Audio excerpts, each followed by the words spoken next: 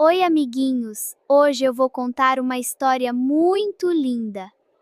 Jesus curou um homem que não conseguia andar. O homem estava muito triste porque ele não conseguia andar.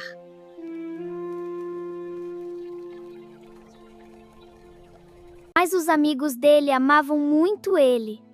Então levaram ele para tentar ajudar ele.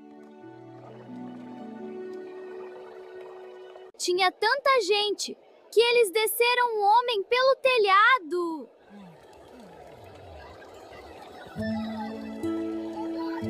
Então Jesus falou: levanta e anda. Levanta e anda.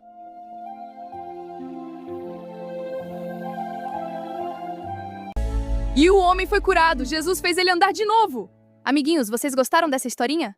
Então curte o vídeo, segue o canal e vem assistir mais aventuras da Bíblia comigo. Até a próxima aventura!